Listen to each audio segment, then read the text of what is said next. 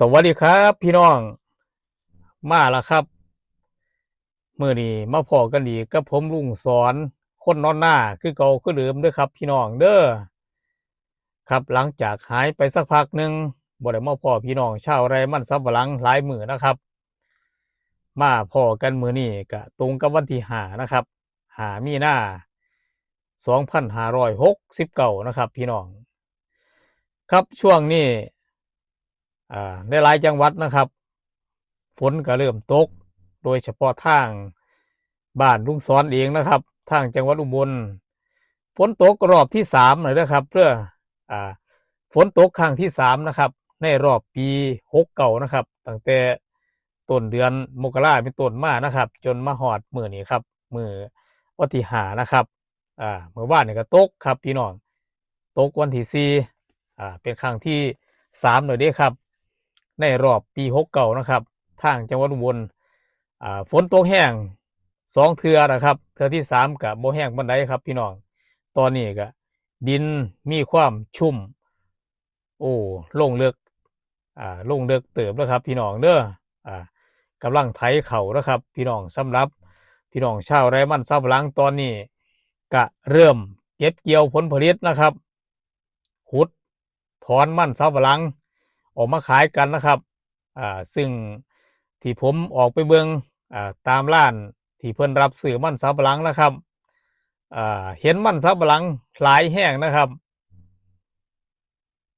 หลายแบบผิดปกติแล้วครับก่อนหน้าซึ่งแต่ฝนบ่ทันตกนะครับพี่น้องร้านไหนก็บ่ค่อยมีมันสำปะหลังครับมีประปรายเล็กๆน้อยๆพอเริ่มฝนตกเทื่อ2เทื่อเท่านั้นนะครับพี่น้องเฮาเพิ่นฟ้าวขุดมันสำปะหลังออกมาขายแล้วครับเพื่อเร่งที่จะเคลียร์พื้นที่เพื่อปลูกมันสำปะหลังในปีนี้นะครับเพื่อเตรียมพื้นที่ปลูกมันสำปะหลังต่อเพื่อเอาผลผลิตในปีถัดไปนะครับสำหรับปีนี้นะครับพี่น้องมันสำปะหลังราคามันร่วมก็บ่ถึง3บาทนะครับเนาะคาดว่าจะถึง3บาทครับเหลืออยู่นิดเดียวก็บ่ถึงนะครับสำหรับราคามันสำปะหลังทางบ้านพี่น้องอ่าต่างจังหวัดตอนนี้ราคาพี่น้องขายกันอยู่กิโลกรัมละจักบาทครับสำหรับหัวมันสดนะครับพี่น้อง FC อยู่ต่างจังหวัดนะครับที่เขามารับชมคลิปของลุงสอนในมื้อนี้นะครับก็ซอยแจ้งราคามันสำปะหลังเข้ามาได้เด้อครับเด้อแต่ละพื้นที่แต่ละจังหวัดนะครับได้ขายกันกิโลละจักบาทนะครับซึ่งราคาจะแตกต่างกันออกไปหลายปานใดนะครับก็แจ้งมาให้พี่น้องชาวไร่มันสำปะหลังของเฮาได้ฮู้ได้ทราบนำกันในเด้อครับสำหรับมื้อนี้ผมก็มีราคามันสำปะหลังมาแจ้งกับพี่น้องอีกคือเก่านั่นล่ะครับอ่าจะมีเรื่องอยู่อ่าที่น่าเป็นห่วงนะครับพี่น้องชาวไร่มันสำปะหลังได้หลายคนนะครับหรือว่าบ่แม่นชาวไร่มันสำปะหลังนะครับซึ่งพี่น้องที่เป็นเกษตรกรนะครับก็มีความกังวลความวิตกกังวลนะครับถึงสถานการณ์เหตุการณ์ที่เกิดขึ้นนะครับโดยเฉพาะทางตะวันออกกลางนะครับซึ่งตอนนี้เพิ่นก็มีการสู้รบกันเนาะครับพี่น้องเนาะซึ่งมีความขัดแย้งกันนะครับโดยเฉพาะทางภาคแถวๆตะวันออกกลางพุ่นน่ะครับพี่น้องอยู่ไกลบ้านเฮาอยู่แต่ก็น่าเป็นห่วงเป็นห่วงหยังก็คือซึ่งเกิดสงครามอ่าของทุกอย่างนะครับโดยเฉพาะน้ำมันก็จะแพงขึ้นนะครับพี่น้องราคาของน้ำมันจะยังบ่ปรับตัวขึ้นสูงนะครับแต่ก็น่าเป็นห่วงในภายภาคหน้านะครับหากว่าสถานการณ์สู้รบกัน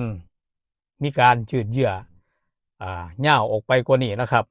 คาดว่าราคาน้ำมันนี่พุ่งขึ้นอย่างแน่นอนนะครับพี่น้องครับสำหรับสถานการณ์ความขัดแย้งระหว่างอิหร่านและอิสราเอลในช่วง3-4มื้อที่ผ่านมานะครับซึ่งจะส่งผลต่อภาคการเกษตรและการส่งออกของไทย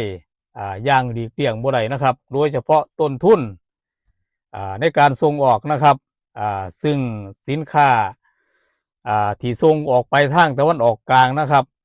ซึ่งจะมีผลไม้กระป๋องและยางพารานะครับซึ่งส่งไปตะวันออกกลางโดยตรงนะครับสำหรับมันสำปะหลังนะครับก็ยังถือว่าโชคดีกว่าสินค้าตัวอื่นนะครับโดยเฉพาะตลาดที่ต้องการมันสำปะหลังหลักๆนั่นคือจีนนะครับซึ่งจีนจะใส่ถ้ำแอลกอฮอล์แล้วก็อาหารสัตว์นะครับซึ่งเส้นทางเดินเรือนะครับไปยังจีนแล้วก็บ่ได้ผ่านจุดปะทะโดยตรงคือยังไปทางยุโรปหรือทางตะวันออกกลางนะครับผลกระทบด้านการส่งออกจึงหน่อยกว่าสินค้าในกลุ่มอื่นนะครับเช่นผลไม้กระป๋องหรือว่ายางพารานะครับซึ่งส่งไปตะวันออกกลางครับมาเบิ่งในส่วนแนวโน้มของราคามันสำปะหลังนะครับ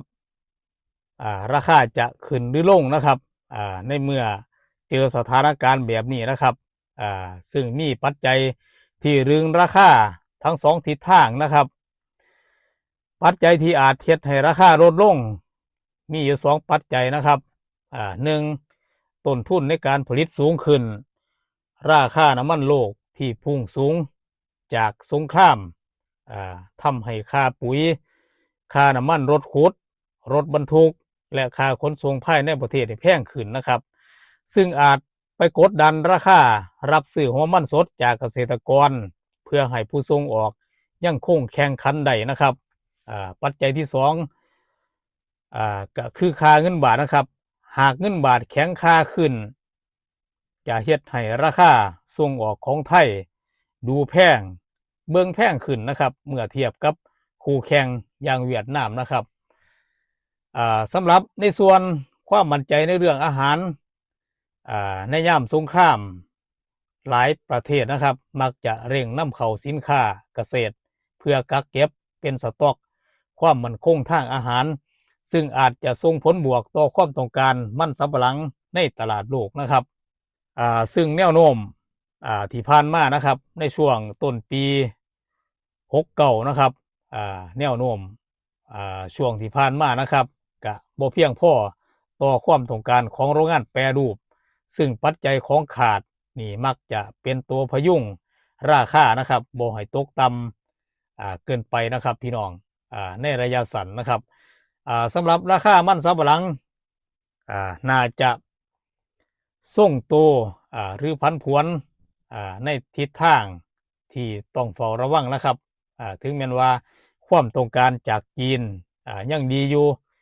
แต่ต้นทุนน้ำมันและค่าขนส่งที่สูงขึ้นนะครับจะเป็นตัวกดดันกำไร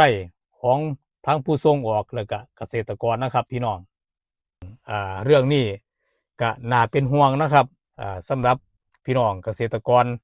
ที่ปลูกมันสำปะหลังนะครับมาเจอสถานการณ์แบบนี้นะครับครับต่อมาเบิงในส่วนราคาของมือนี้นะครับราคาที่ผมจะแจ้งต่อไปนี้นะครับซึ่งเป็นราคาที่ผมได้ข้อมูลมานะครับสำหรับราคาที่ผมจะแจ้งต่อไปนี้นะครับมาเริ่มที่จังหวัดอุบลก่อนเนาะครับพี่น้องเนาะในเขตอำเภอพิบูลมังสาหารนะครับซึ่งเป็นราคามันร่วมนะครับมาเบิงทางร้านของวิจารณ์นะครับร้านวิจารณ์พืชผลตำบลน้ำโพนะครับอำเภอพิบูลมังสาหารมือนี้เพิ่นรับซื้อหัวมันสดกิโลกรัมละ2 บาท 20 สตางค์นะครับตันละ 2,200 บาทนะครับครับต่อมาเบิงราคามันเสือแป้งนะครับพี่น้องไปเบิงราคาทางจังหวัดสุรินทร์นะครับครับต่อมาเบิงราคาในส่วนของมันเสือแป้งนะครับมาเบิงราคาจากทางสุรินทร์นะครับพี่น้องทางจังหวัดสุรินทร์นะครับมื้อนี้ทางโรงแป้งซี่ไว้โกบอนนะครับเพิ่นปรับราคาลดลงเด้อพี่น้องบ่ว่าจะเป็นเสื้อแป้ง 30% หรือว่า 25% นะครับลดลงทุก เปอร์เซ็นต์ของเสื้อแป้งนะครับเสื้อแป้ง30%นะครับจาก3บาท25สตางค์นะครับมื้อนี้ลดลงเหลืออยู่2บาท20สตางค์นะครับ25%จาก3บาทมื้อนี้ลดลงเหลืออยู่2บาท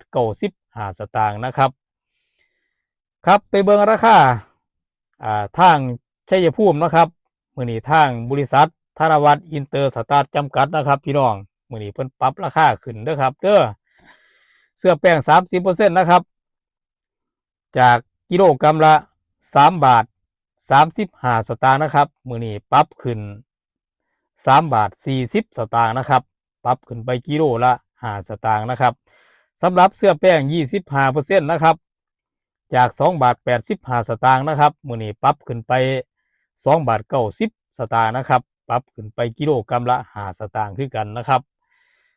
ไปเบิ่งทางลพบุรีนะครับพี่น้อง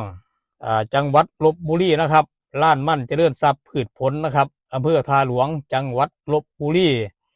เสื้อแป้ง30%นะครับมื้อนี้เพิ่นซื้ออยู่3บาทส่วน25%กิโลกรัมละ2บาท40สตางค์นะครับมาเบิ่งทางนครราชสีมานะครับโรงแป้งโชคยินยงนะครับโชคยินยงมื้อนี้เพิ่นปรับลดลงคือกันเด้อครับเด้อจากเสื้อแป้ง30%นะครับจาก3บาท30สตางค์ลดลงเหลืออยู่3บาท25สตางค์นะครับในส่วน25%นะครับจาก2บาท80สตางค์มื้อนี้ลดลงเหลืออยู่2บาท75สตางค์นะครับครับต่อมาเบิ่งราคาหัวมันสดณโรงแป้งจังหวัดนครราชสีมานะครับส่วนราคาจะแตกต่างกันออกไปตามเปอร์เซ็นต์ของเสื้อแป้งนะครับพี่น้องมาเบิ่งราคาจากทางอำเภอเมืองก่อนนะครับมื้อนี้ทางอำเภอเมืองเสื้อแป้ง30%นะครับมื้อนี้เพิ่นรับซื้ออยู่กิโลกรัมละ2บาท75ถึง3บาทถ้วนนะครับส่วน25% 2บาท35ถึง2บาท60สตางค์อำเภอปักธงชัย30% 2บาท90สตางค์25% 2บาท50สตางค์สีคิ้ว30% 2บาท85ถึง3บาท10สตางค์25% 2บาท60สตางค์น้องบุญมาก2บาท75ถึง3บาท15สตางค์25% 2บาท45ถึง2บาท75สตางค์ค้อนบุรี30% 2บาท90สตางค์25% 2บาท60สตางค์นะครับเสริงสาง30% 2บาท70สตางค์ถึง3บาท40สตางค์นะครับ25% 2บาท30สตางค์ถึง3บาทถ้วนนะครับอำเภอพี่ไม้30% 3บาทถ้วน25% 2บาท60สตางค์ด่านขุนทด30% 3บาท5สตางค์25% 2บาท55สตางค์ขามทะเลสอ30% 2บาทขออภัยครับ3บาท25สตางค์25% 2บาท75สตางค์ชุ่มพ่วง30% 3บาท5สตางค์25% 2บาท65สตางค์บัวใหญ่30% 3บาท15สตางค์ส่วน25% 2บาท65สตางค์นะครับนี่ก็เป็นราคาจากทางโรงแป้งจังหวัดนครราชสีมานะครับส่วนราคาจะแตกต่างกันออกไปตามเปอร์เซ็นต์ของเสื้อแป้งนะครับครับสำหรับมื้อนี้ผมลุงสอนคนนอนหน้านะครับก็ได้นำข้อมูลราคาซื้อขายหัวมันสดประจำวันที่5ของมื้อนี้นะครับพี่น้องเนาะมาแจ้งกับพี่น้องชาวไร่มันสำปะหลังก็ขอเป็นกำลังใจกับพี่น้องชาวไร่มันสำปะหลังนะครับเด้อสู้ๆกันต่อไปครับพี่น้องถึงแม้ว่าสถานการณ์ราคามันสำปะหลังนะครับตอนนี้ก็ยังบ่คงที่ก็ยังผันผวนตามสถานการณ์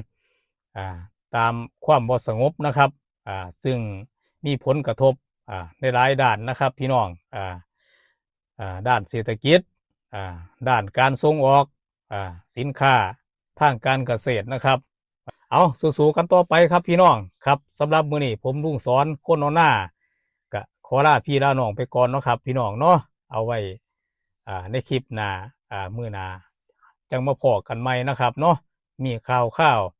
มีอีหยังดีๆนะครับเดี๋ยวผมจะนำมาแชร์มาเล่าสู่ฟังกับพี่น้องในมื้อถัดไปนะครับสำหรับมื้อนี้ขอขอบคุณทุกท่านทุกคนนะครับสวัสดีครับ